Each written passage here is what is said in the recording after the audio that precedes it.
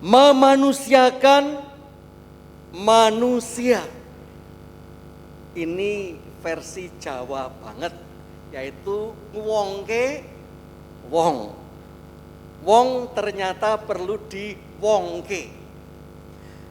Begitu berharganya manusia sebagai citra Allah, maka di dalam aplikasi sehari-hari ada hak asasi manusia, kemanusiaan, Declaration of Human Rights Internasional.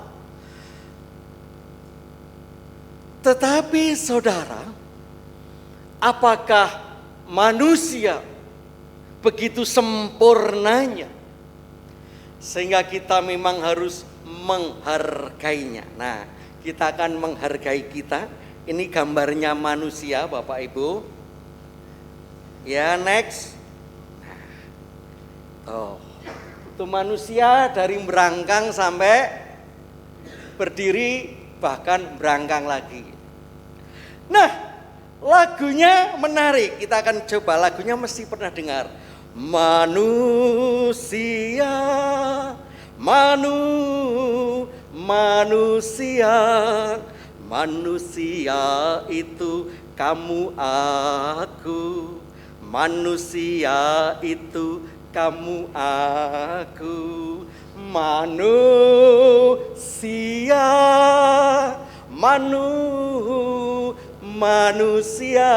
manusia alusio ya. Mari Bapak Ibu kita berdiri, manusia. Ya. Manusia.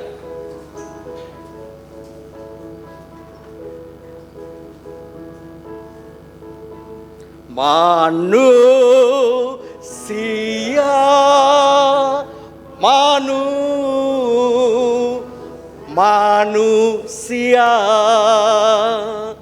manusia itu kamu aku.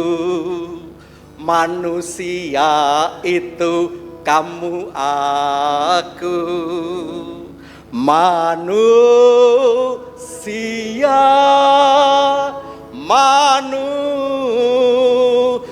manusia. Biar kita memang manusia, kita nyanyikan sekali lagi ya Bapak Ibu, manusia. Manusia. Boleh tepuk tangan. Manusia,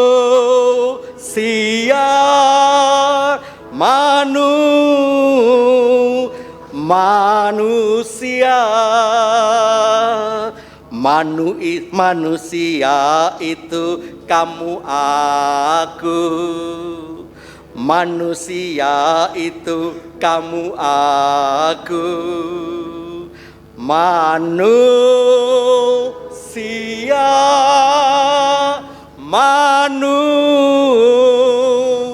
manusia.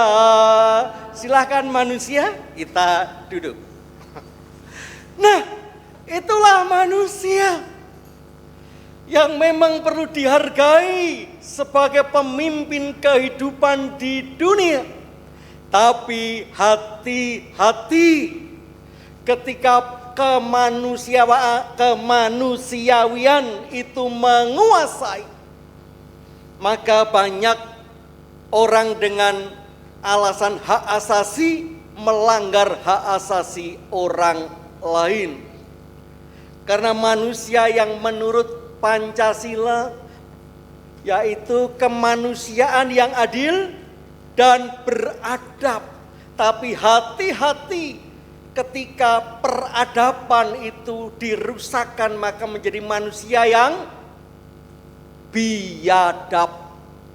Nah, mari kita akan memanusiakan manusia dengan kita lihat dari firman Tuhan. Yang pertama,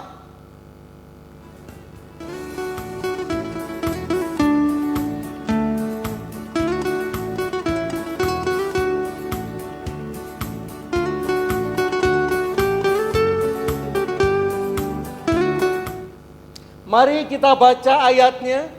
1, 2, dan 3. Lalu datanglah Tuhan berdiri di sana dan memanggil seperti yang sudah-sudah, Samuel, Samuel. Dan Samuel menjawab, berbicaralah sebab hambamu ini mendengar. Ada seorang yang bernama Hana, mempunyai suami namanya Elkana. Tidak lama nikah, tidak punya anak. Lalu Elkana mengambil seorang perempuan yang bernama Penina. Maka Hana bersedih hatinya, Penina sudah punya anak, madunya sudah punya anak. Maka Penina dikatakan, hai si mandul. Maka sedihlah hatinya.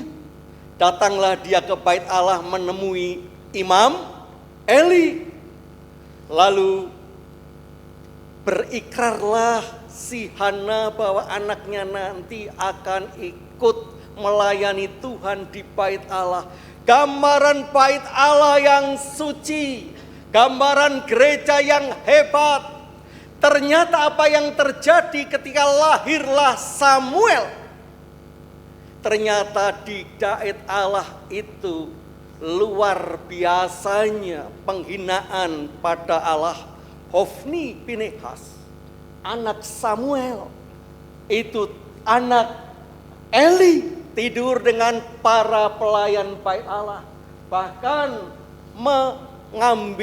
menitili kurban. Apakah yang lain tidak berani? Apakah yang lain tidak mendengar Tuhan? Sehingga kejahatan itu berlangsung tidak berkesudahan. Tampaknya ketika Samuel dipanggil sampai 3 kali, bukan sekedar cerita faktual, tapi ini cerita edukasi rohani. Siapa Samuel? Beraninya dia sudah ngenger, gak bayar kos lagi, mau mencoba menasehati Samuel, menasehati Eli. Mana berani. Maka semua hanya mendengar keluarga Eli. Padahal Tuhan sudah berkali-kali mengingatkan. Hari ini saudara, kita dengar Tuhan sebagai manusia, bukan mendengar manusia yang berkuasa, bukan mendengar manusia dengan gaya yang bijaksana. Hati-hati ketika kita memanusiakan manusia, artinya manusia itu harus kembali ke gambar Allah. Kita harus peka, kita harus peka ketika ternyata manusia di sekitar kita atau kita sendiri tidak lagi mendengar suara Tuhan.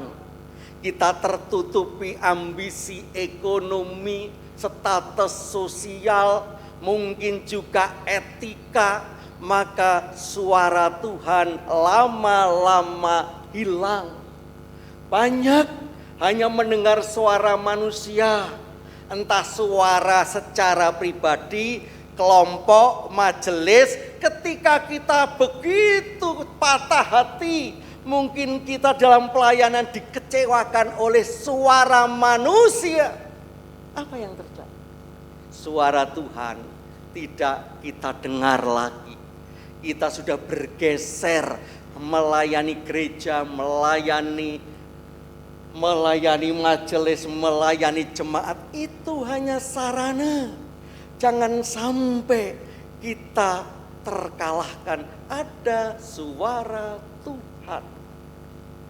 Samuel sadar ketika Tuhan sudah bersuara tidak bisa dibendung lagi. Maka ketika tidak ada lagi suara Tuhan yang didengar, terjadilah bencana seperti yang dialami oleh keluarga Eli. Maka hari ini saudara, untuk memanusiakan manusia, tentu bukan hanya manusia dalam arti dunia, tapi manusia yang diciptakan oleh Tuhan sebagai gambar dan citranya. Itu yang pertama. Lalu yang kedua, Tuhan inilah yang ku tahu, Kau mengena hatiku. mari kita baca apa yang dikatakan Daud. 1, 2, 3. Engkau mengetahui kalau aku duduk atau berdiri, engkau mengerti pikiranku dari jauh. Jadi yang atas itu duduk sambil bergoyang, yang bawah itu berdiri. Tuhan itu tahu. Maka Daud hanya mengandalkan Tuhan. Karena kemuliaan yang dirasakan Daud itu luar biasanya, mengalami sebuah perjalanan menyakitkan. Bagaimana dikejar Saul mau dibunuh, bagaimana dikhianati oleh Absalom anaknya. Luar biasa, bahkan dikhianati oleh ayah ibunya ketika Nabi Samuel datang. Ini Samuel sudah tua, bukan Samuel yang tadi muda, ingin mencari seorang raja. Ternyata Daud tidak masuk di dalam perkumpulan keluarga, disuruh mengembalakan domba. Inilah saudara, jangan mengandalkan manusia yang tidak mengerti betul keadaan setiap kita. Andalkanlah Tuhan, karena Tuhan menerima apa adanya.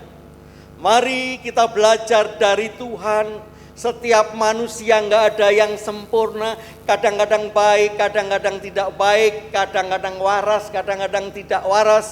Itulah manusia. Maka mari kita belajar dari Tuhan, menerima apa adanya setiap sesama kita. Karena perjalanan waktu bisa berganti cuaca. Perjalanan waktu bisa di depan, bisa di belakang. Itulah suara Tuhan. Bagaimana Tuhan mengasihi Daud apa adanya. Bahkan ketika Daud melakukan pelanggaran, itulah yang menguatkan Daud untuk membagikan pengalaman. Bukan hanya kejayaan hidupnya, tapi kepahitan hidupnya. Untuk itu mari kita saling menerima, karena setiap manusia punya cerita yang berharga. Setiap apa yang kita terima dari sesama kita, bahkan kita pun tidak boleh menghakimi diri sendiri. Ketika kita masih diberi kesempatan menjadi manusia di dunia, jangan sia-siakan. Karena Tuhan menerima apa adanya.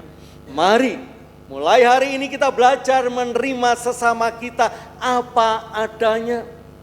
Mungkin sebuah kebaikan, sebuah dari sesama menjadikan kita semakin baik, menirunya. Ketika ada kejelekan, ada yang membuat kita sakit hati, Tuhan mengatakan mari kita sembuhkan, bahkan kita bisa menjadikannya kebaikan. Apa yang dikatakan Tuhan Yesus bukan hanya teori. Ketika pipi kanan kita dipukul, maka pipi kiri diberikan. Artinya bukan mengajak duel, artinya itulah cara kita dengan elegan mengakhiri sebuah perjalanan yang tidak benar. Kekerasan, kebencian harus diterima apa adanya. Bahkan kita maafkan, bahkan kita bersama-sama saling berbenah. Karena memang Tuhan menerima apa adanya. Itulah memanusiakan manusia menurut kehendak Tuhan. Lalu yang ketiga, saudara, Yang harus makin bertambah, tuh harus makin berkurang. Nama Yesus saja disembah, ku di tempat paling belakang. mari kita baca apa yang ditulis oleh Paulus kepada Korintus. 1, 2, dan 3. Sebab bukan diri kami yang kami beritakan, tetapi Yesus Kristus sebagai Tuhan dan diri kami sebagai hamba-Mu karena kehendak Yesus. Paulus menyadari ketika mengadakan safari berkali-kali, hati-hati bisa menjadi selebritis rohani. Untung saja belum ada media sosial.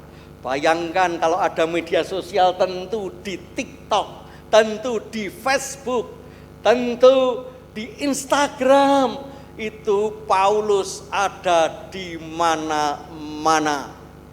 Tetapi Paulus menyadari supaya fokus, jangan sampai mengkultuskan dirinya. Sama buku dari Andy Offset, judulnya Dasar-Dasar Konseling Pastoral. Jadi konseling itu adalah ada konselor dan konsili. Ketika konselor begitu memukul, maka terjadi yang namanya transfer. Orang yang dikonseling itu jatuh cinta, memujanya. Ya kalau konselornya jomblo sih enggak apa-apa. Kalau konselornya sudah berkeluarga, tapi itu yang terjadi, atau kadang-kadang itu digunakan untuk mendapatkan keuntungan, baik keuntungan cinta kasih, keuntungan ekonomi. Ada dalam praktek-praktek kehidupan, ada ketergantungan seseorang karena nasihatnya seperti orang itu geni, begitu terpukau mengeluarkan fatwa. Bukankah seperti itu yang terjadi?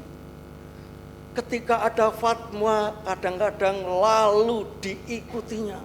Tidak boleh mengucapkan selamat hari raya kepada orang yang beda agama. Wah, kadang-kadang hati-hati. Maka ada yang namanya konseling pastoral, di mana peristiwa konseling itu hanya dibawa kepada Tuhan Sang Konselor yang agung. Dimulai dengan doa, ditekankan dengan ayat-ayat firman Tuhan, supaya jatuh cintanya pada Tuhan. Kita dengarkan lagu ini, lagu anak-anak menarik, ini lagu lama. Ya, lagunya multimedia. Yang tadi nomor 3. Nah ini. Harus makin bertambah, harus makin berkurang. Nama Yesus saja disembah, ku di tempat paling belakang. Mari kita hadirkan Tuhan dalam pelayanan, bukan hadirkan manusia yang sering kali menjadikan sebuah pelayanan berantakan. Kita semangat, yang hadir itu luar biasa, kita semplah ketika yang datang itu sedikit. Itu saya catat Bapak Ibu, itu sindiran istri saya. Jadi ketika saya jadi konsulen di Muntilan, itu ada pepandan yang jauh, misalnya di Randu, di daerah sana, Dondongan, itu yang datang 2-3 simbah-simbah, nggak bisa nyanyi, terus bilang, Pak saya angger pepandan yang cepet-cepet langsung mulai. Biasanya saudara, ketika kita melayani, sudah sedikit, nggak ada yang datang, cuek, sudah, pokoknya ndang amin kan itu, rampung. Nah, hari ini kita hadirkan Tuhan dalam segala suasana. Ketika kita yakin Tuhan hadir dan datang, padahal 2 atau 3 orang, 5 orang aja semplah. Padahal firman-Nya dikatakan 2 atau 3 orang berkumpul, maka Tuhan hadir. Maka mari kita hadirkan Tuhan. Itulah memanusiakan. Walaupun tua sedikit itu manusia Bapak Ibu. Jadi keadaan berapapun itu harus kita terima, kita hargai. Itulah memanusiakan manusia. Jangan sampai kita menghadirkan diri kita sendiri. Karena kalau yang kita hadirkan ada semplah, putus asa, sakit hati, itu yang terjadi. Tetapi kalau kita hadirkan Tuhan, ada yang benci kita ampuni, ada yang ngiwi-iwi kita salami, ada yang sakit hati kita obati. Itulah menghadirkan Tuhan, cara Tuhan memanusiakan manusia. Dan yang terakhir,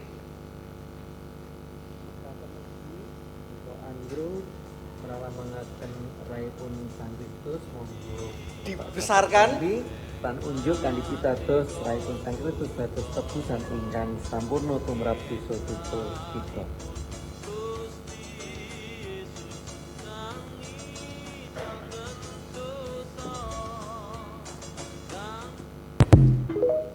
Mari kita baca ayatnya. 1, 2, 3. Lalu kata Yesus kepada mereka, hari Sabat diadakan untuk manusia dan bukan manusia untuk hari Sabat. Hari Sabat, hari ketujuh, hari Sabtu, itu adalah hari yang sakral, di mana semua orang Yahudi tidak boleh bekerja. Semua harus datang ke bait Allah, siapapun itu. Maka aturan itu di satu sisi membuat kita disiplin rohani. Satu sisi kita menghormati bait suci.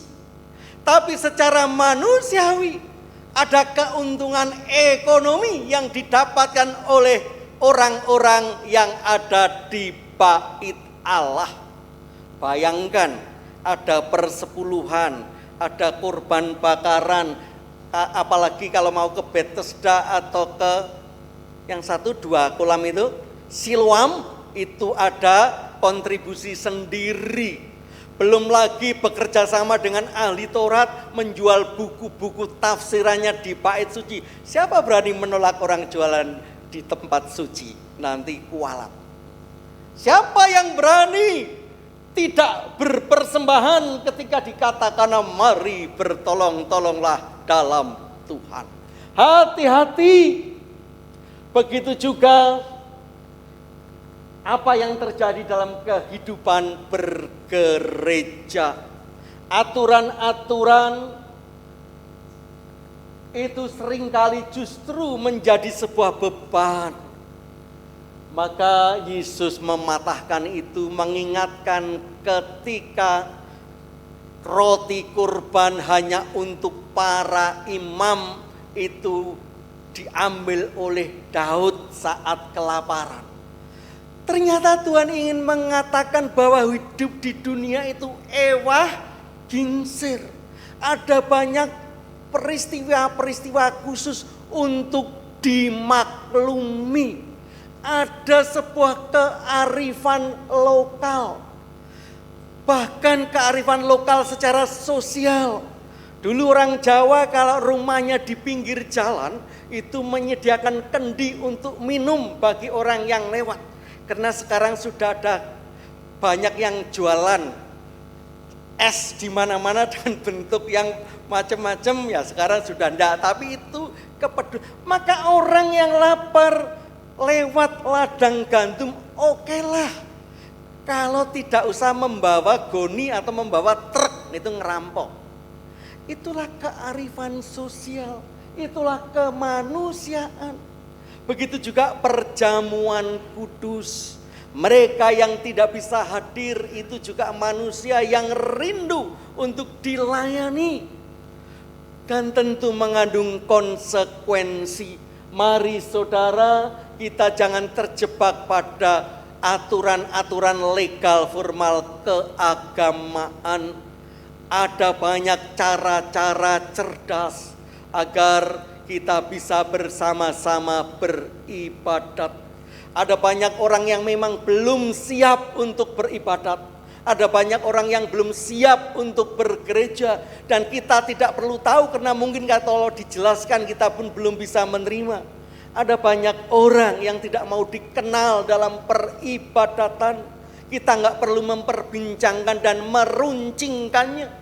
Karena itu misteri ilahi dengan yang bersangkutan. Mari kita hargai sebatas kita bisa melayani. Mari kita bukan hanya bicara yang ide. Seharusnya kan gini, seharusnya kan gini. Tapi ini tidak diharuskan oleh Tuhan. Ada banyak orang-orang yang khusus dan spesial dengan cara-cara pelayanan yang mungkin berbeda. Paling tidak dalam hati kita tidak perlu untuk menghakimi, apalagi memperbincangkan dan mendiskusikannya. Karena kita percaya Allah menghargai manusia apa adanya. Mari kita semakin bisa memanusiakan manusia sesuai dengan kehendak Tuhan. Amin.